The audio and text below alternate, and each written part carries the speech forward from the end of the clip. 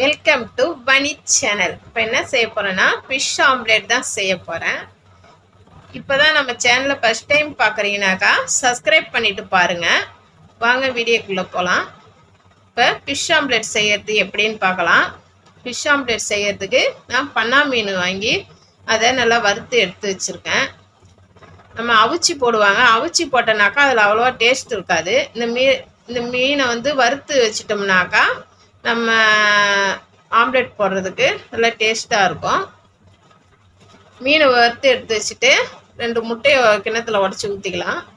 ஊற்றிட்டு வெங்காயம் பொடியாக நறுக்கின வெங்காயம், ஒரு பச்சை மிளகா, கருவேப்பிலை எல்லாத்தையும் போட்டு தோசைக்கல்லில் தீயை சீராக வச்சு நல்லா வெங்காயத்தை கண்ணாடி பதம் வர அளவுக்கு வதக்கி எடுத்துக்கலாம். வெங்காயம் வதங்கிறதுங்காட்டியும் நம்ம அந்த உடச்சி ஊற்றின முட்டையில் ஒரு 1/4 ஸ்பூன் மஞ்சள்தூள், 1/4 ஸ்பூன் சால்ட்டு போட்டுக்கலாம். ஏன்னா நம்ம வந்து மீன்லேயே போட்டிருப்போம், மீன் வறுக்கிறதுக்கு அதில் போட்டிருப்போம் உப்பு, அதனால் வந்து இதில் கம்மியாகவே போட்டுக்கலாம். போட்டுட்டு அதில் ஒரு 1/4 ஸ்பூன் மிளகுத்தூள், நான் 2 முட்டைக்கு சொல்கிற அளவு இதெல்லாம், ஒரு 1/4 ஸ்பூன் மிளகுத்தூள் போட்டு வெங்காயம் வதங்கினோடனே அதையும் எடுத்து அதில் கொட்டிட்டு இந்த மீன் வந்து வறுத்ததை வந்து சின்ன சின்னதாக எடுத்து வச்சுருக்கேன் உதுத்து. அந்த மீனையை எடுத்து இந்த முட்டையிலே போட்டு நல்லா கரண்டியெல்லாம் நல்லா கிண்டி விட்டுடலாம். பொடி பொடியாக இருக்கணும் அந்த மீன், முள் இல்லாமல் இந்த மாதிரி ஆஞ்சி வச்சுருக்கோம். அதில் பொடி பொடியாக அதையும் அதில் போட்டு நல்லா கிண்டி விட்டுடலாம். அப்போ தான் வந்து அந்த முட்டையோட அந்த மீன் கலந்து ஆம்லேட் வந்து நல்லா டேஸ்ட்டாக இருக்கும். அதையும் நல்லா அப்படியே அதில் வந்து கொத்தமல்லி தழை, கருவேப்பிலை இருந்தாக்கா அதில் கொஞ்சம் போட்டுக்கலாம். போட்டு தோசைக்கல்லில் ஒரு 2 ஸ்பூன் எண்ணெயை ஊற்றி இதை ஊற்றிடலாம். உங்களுக்கு சின்ன சைஸாக வேணா சின்ன சின்னதாக ஊற்றிக்கலாம். இல்லை நான் ஒரே ஆம்லேட்டை தான் ஊற்றி எடுத்தேன்.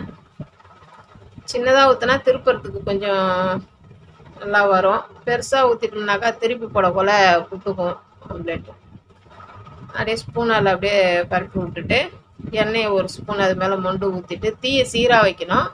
இல்லைனாக்கா தீ அதிகமாக வச்சிட்டோம்னாக்கா தீஞ்சிடும், டேஸ்ட்டும் மாறிடும்.